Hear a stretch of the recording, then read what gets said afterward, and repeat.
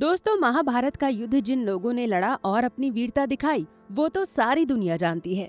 लेकिन क्या कभी आपने ये सोचा है कि अगर कुछ ऐसे वीरों ने भी महाभारत का युद्ध लड़ा होता जो कुरुक्षेत्र के मैदान से किसी वजह से दूर कर दिए गए थे, तो महाभारत के युद्ध का परिणाम बदल भी सकता था? क्या सच में ऐसा हो सकता था? अगर श्री कृष्ण के बड़े भैया बलराम दाऊ ने महाभारत के युद्ध में अपने सबसे प्रिय शिष्य दुर्योधन का साथ दिया होता, तो श्री कृष्ण के लिए भी मुश्किल खड़ी हो सकती थी और दुर्योधन कुरुक्षेत्र के मैदान की इस जंग को जीत भी सकता था। हालांकि ये बात आपको कल्पना लग सकती है, लेकिन बलराम जी रुक्मणी जी के भाई रुक्मी और जरासंध ने इस युद्ध में कौरवों का साथ दे दिया होता तो सच में युद्ध का फैसला दुर्योधन के हक में भी जा सकता था। तो चलिए देखते हैं कि आखिर हम ऐसा क्यों कह रहे हैं। सबसे पहले हम बात करते हैं श्री कृष्ण के बड़े भाई बलराम जी की, कि आखिर वे कितने ताकतवर थे और उनकी शक्ति दुर्योधन के पक्ष में क्यों लगती। तो चलिए जान लीजिए कि श्रीमद् भागवत महापुराण और महाभारत ग्रंथ के अनुसार सिर्फ भगवान श्री कृष्ण जी विष्णु जी के अवतार नहीं थे, बल्कि उनके भाई बलराम जी भी भगवान विष्णु के ही अंशावतार थे। और दोस्तों, ऐसा श्रीमद् भागवत महापुराण और महाभारत सहित कई ग्रंथों में लिखा है। बलराम जी को विष्णु जी का श्वेत केशी अवतार माना जाता है, तो श्री कृष्ण को विष्णु जी का श्याम केशी अवतार माना जाता है। आमतौर पर जो ये धारणा चल पड़ी है कि श्री राम के छोटे भाई लक्ष्मण जी और श्री कृष्ण के बड़े भाई बलराम जी शेषनाग के अवतार हैं, ये ठीक नहीं है। बल्कि रामायण के बाल कांड के अनुसार न केवल श्री राम ही बल्कि उनके तीनों भाई यानी भरत जी, लक्ष्मण जी और शत्रुघ्न जी भी भगवान विष्णु के ही अलग अलग अंशों से प्रकट हुए अवतार हैं। ठीक इसी तरह बलराम जी को भी भगवान विष्णु का ही अवतार माना जाता है। दोस्तों, सनातन धर्म ग्रंथों का गहराई से अध्ययन करने वालों को ये पता होगा कि भगवान विष्णु एक ही समय में एक साथ कई अवतारों के रूप में पृथ्वी पर आते हैं। समुद्र मंथन के दौरान भगवान विष्णु एक ही समय में कच्छप अवतार के रूप में प्रकट हुए थे और उसी समय वे धन्वंतरी अवतार लेकर भी अमृत कलश के साथ प्रकट हुए थे। और तो और वे इसी समय में मोहिनी अवतार लेकर भी असुरों को अमृत पीने से रोकने की लीला कर रहे थे। और ठीक इसी समय उन्होंने विष्णु रूप में अपने चक्र से राहु की गर्दन भी काट दी थी। तो अब आप समझ गए होंगे कि भगवान विष्णु एक ही समय में एक साथ कई अवतारों को लेकर प्रकट हो सकते हैं।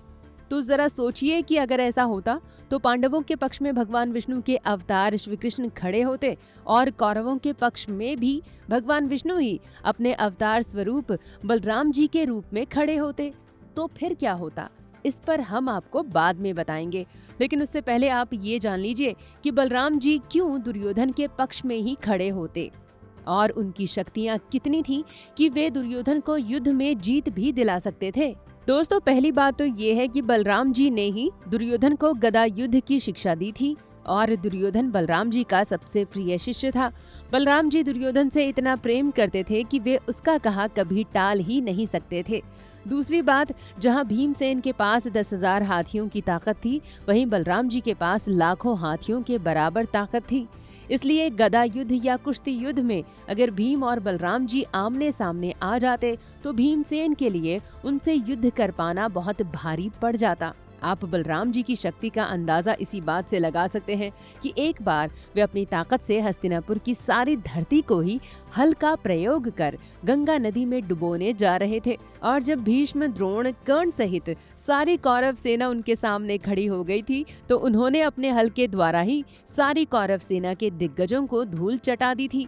बाद में जब कौरवों ने बलराम जी से माफी मांगी तब उन्होंने हस्तिनापुर को गंगा में डुबोने का कार्य छोड़ दिया और हस्तिनापुर को सिर्फ एक तरफ से ही टेढ़ा रहने दिया था। अब जब आपको बलराम जी की ताकत और दुर्योधन के प्रति उनके प्रेम के बारे में पता चल ही गया है, तो जरा सोचिए कि पांडवों की तरफ से श्री कृष्ण तो शस्त्र न उठाने की प्रतिज्ञा ले चुके थे, लेकिन कौरवों की तरफ से अगर बलराम जी खड़े हो जाते तो साक्षात विष्णु अवतार बलराम जी के साथ न तो अर्जुन युद्ध कर पाते और न ही भीम उनसे जीत पाते।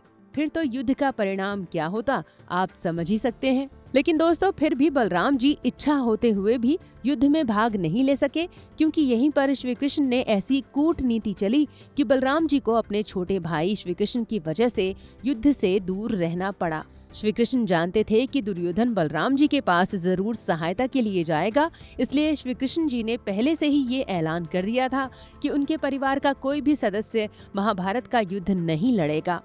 सिर्फ यादवों की नारायणी सेना ही दुर्योधन के पक्ष में जाएगी और वे स्वयं पांडवों के पक्ष में बिना शस्त्र उठाए युद्ध में भाग लेंगे।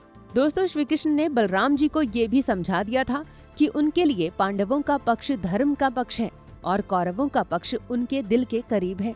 श्री कृष्ण ने बलराम जी को ये भी बताया कि इस युद्ध में अधर्म का कार्य भी होगा जो उनके जैसे भोले भाले स्वभाव के व्यक्ति को दुखी कर देगा। फिर आखिरी बात ये है कि जब श्री कृष्ण के परिवार का कोई भी सदस्य यानी श्री कृष्ण के बेटे प्रद्युम्न, सांब और पौत्र अनिरुद्ध भी भाग नहीं ले रहे थे, तो बलराम जी को भी इस युद्ध से दूर ही रहना चाहिए।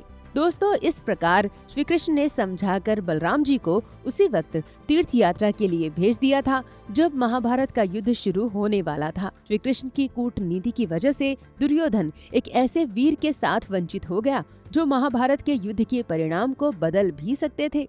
इस प्रकार श्री कृष्ण ने महाभारत के युद्ध से बहुत पहले उस जरासंध का भीम से छल के द्वारा वध करवा दिया था, जिसे पराजित कर पाना पांडवों के लिए भी मुश्किल था। तो दोस्तों, यही तो श्री कृष्ण की महिमा है कि वे धर्म की स्थापना के लिए कूटनीति का सहारा भी लेते थे और अपने भाइयों और पुत्रों को भी युद्ध से दूर रखने में सफल रहे थे। उम्मीद है कि आपको हमारा ये वीडियो पसंद आया होगा। आप प्लीज इसे लाइक जरूर करें और हमारे चैनल को सब्सक्राइब करना बिल्कुल ना भूलें। हमारा हौसला बढ़ाएं। जय श्री कृष्णा।